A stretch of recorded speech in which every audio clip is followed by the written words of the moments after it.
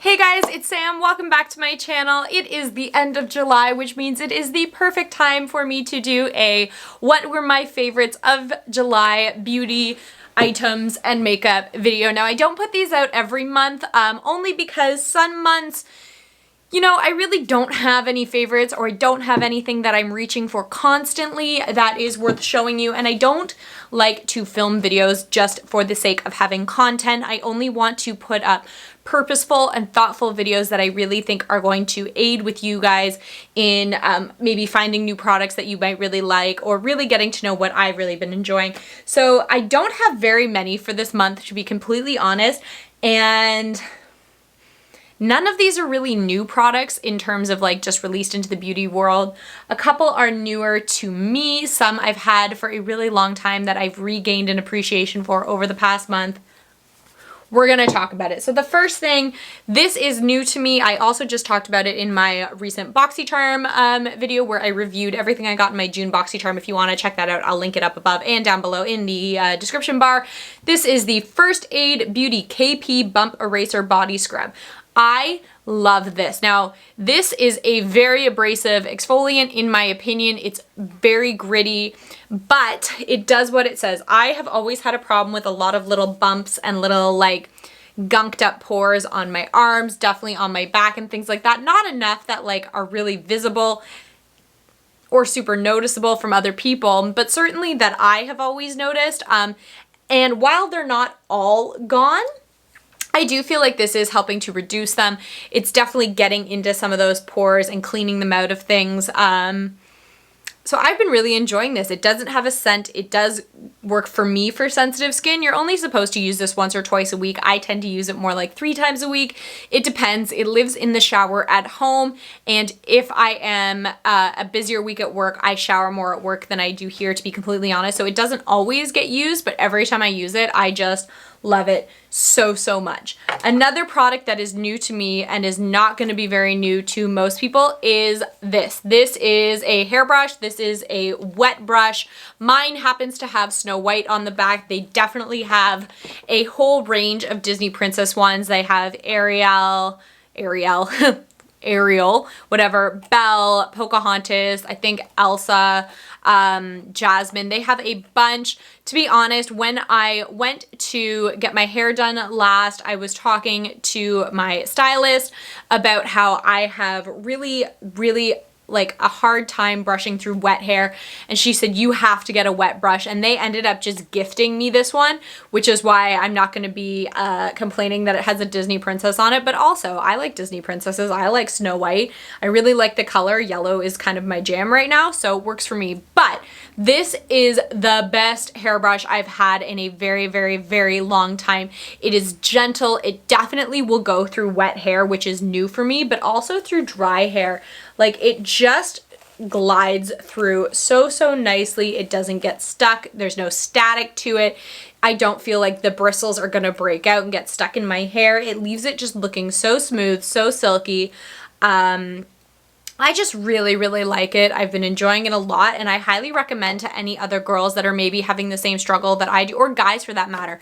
If you have, you know, fine hair that gets really easily knotted and you find that you're having a really difficult time brushing it out, definitely get a wet brush. Like I said, they do come in just regular brands. Now, the website themselves for wet brush actually refers you to other places, but I did notice you can buy like a pack of 2 on Amazon for about $15 or something around there.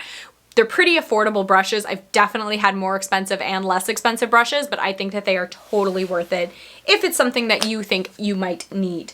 Next thing we're going to talk about is this MAC Lightful C+ Coral Grass Vibrancy Eye Cream. I adore this. I just like to take a little pump of it. Just one pump is enough to do both under eyes. It just makes them feel a little more moisturizing, takes down some of your puffiness.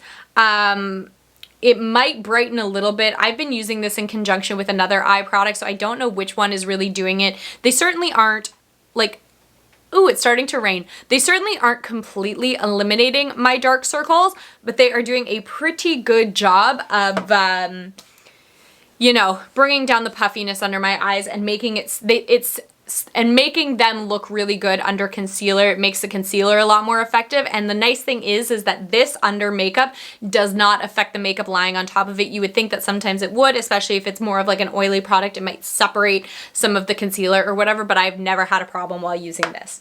Next thing that I found a new love and appreciation for is my Clinique Even Better Glow Light Reflecting Makeup SPF 15. I took this away with us when we went to the trailer for a week, about 3 or 4 weeks ago, as one of my 2 foundation options, and I love this. I used it almost every day. It always just gave the most beautiful finish to the skin. It definitely had some light reflecting properties, very natural, pretty full coverage considering. Obviously it's not the most full coverage foundation you're ever gonna get, but it certainly worked its magic for me.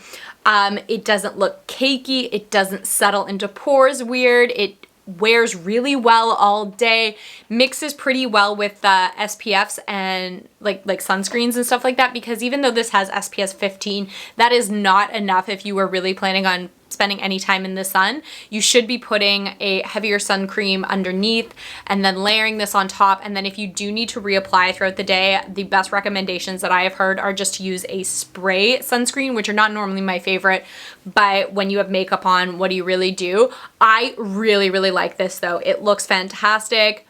Just one of my favorite foundations at the moment.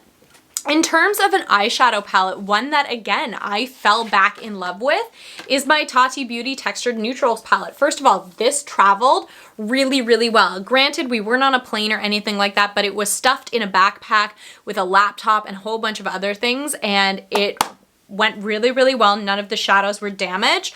I just think that for a casual week away where you don't really know what you're getting into, are you going to be, you know, just hanging out? Are you going to be going fishing? Are you going to be going to a dinner with people? Like, I just think that it gives you really all the options you could need. I actually dug into every finish, not every color of every finish, but I even got into the glitters, and I wasn't that mad about it considering I've never tested them before.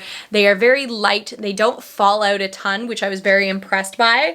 But they just wear beautifully. They blend so well, and I got non-stop compliments on how well my eyes looked because, you know, it's all fun to have like a super bright, crazy palette with lots of fun colors, but at the end of the day, something neutral done really, really purposefully and classic to me always, always looks great. And because you do get the dark black in here, you can definitely make it a little bit more dramatic, a little bit more smoky. You've got the fun burgundies and things like that. And then you've got kind of what I'll deem as like the safe zone, which is the 4 colors in the middle. You can always pop those on in any sort of a combination and get a really, really nice look. I was just really, really impressed by the amount of looks I was able to get out of this, because previously I had kind of thought of this as like just another neutral palette that was kind of one note, and I was so wrong. I really, really put this through its paces over that week. I tried to use, you know, different ones every single day, and I was never disappointed by the outcome. It never went where I didn't want it to go. It never had a lot of fallout, and it always blended so beautifully together.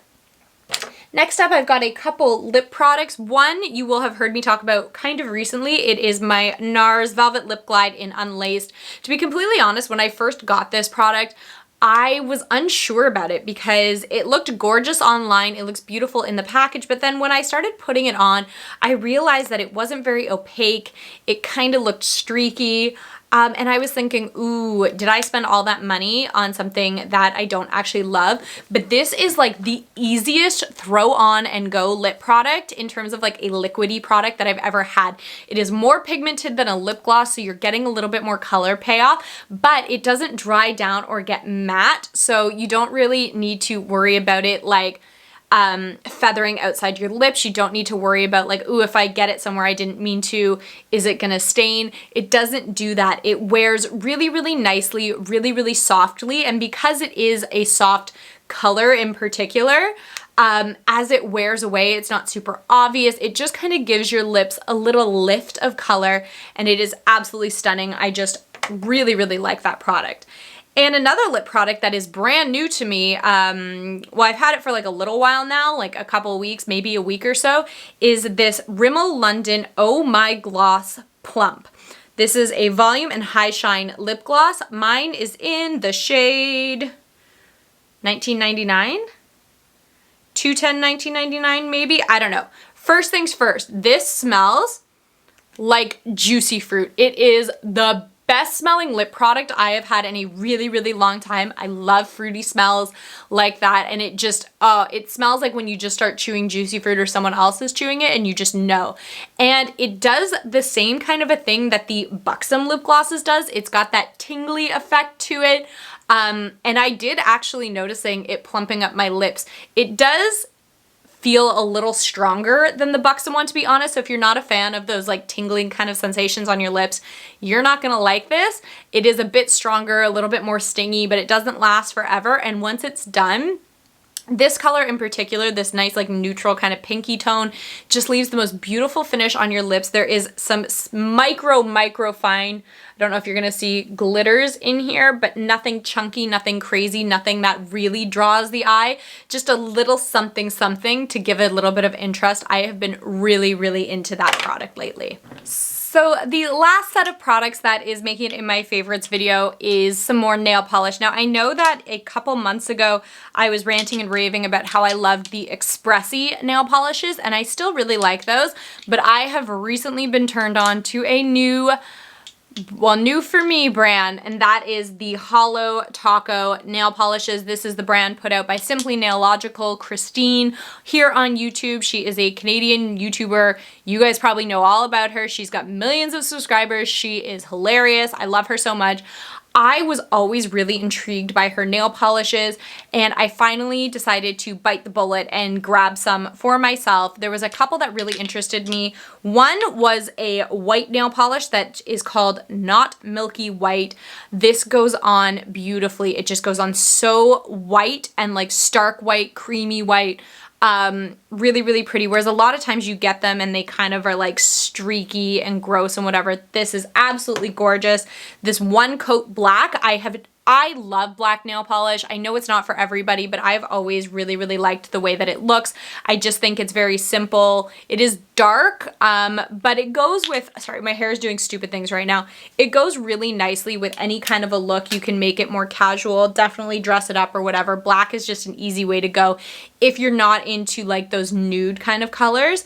And I've never had a black that wasn't goopy, wasn't streaky, didn't take a million coats to do. And this, it's called one coat black, and it actually only takes one coat. It is gorgeous. Now, originally when I was filming this, I was going to sort of do lay-in clips of me actually using the nail polishes.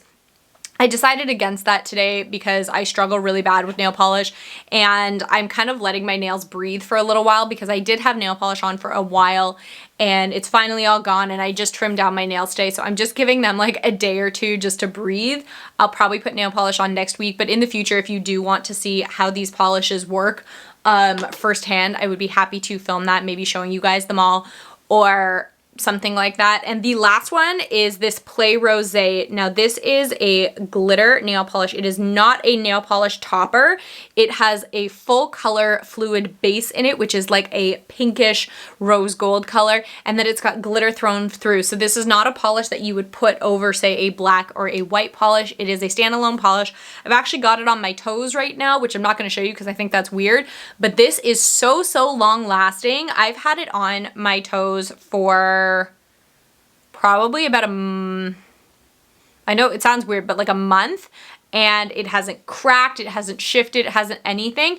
And honestly, I don't think it's gonna do it justice here, but like when it's in the sunlight, the glitter reflects like literally so many colors. It goes green, red, orange, gold. It is just so stunning. I am really happy with these. I do have a couple more that are a little bit newer to me that I haven't had a chance to play out with yet. I've also got a lot of her bases. I got the peely base, like a smoothing base, a regular base, a top coat. I've got a ton. I really like these. They are not super expensive, I don't find anyway, like not more so than a regular nail polish. I think that they're totally worth it. I will put that website down below if you guys want to check it out. So that is everything for my July favorites. Let me know what your favorite beauty products were for the month of July. Is there anything that I should be trying out that maybe I've been neglectful of in this time where I haven't just been wandering around like the makeup aisle in the drugstore or Sephora or MAC just because I haven't been able to? Let me know. If you like this video, give it a thumbs up, comment down below, subscribe to my channel if you aren't already. I would really appreciate it, and I will catch you guys next time. Bye.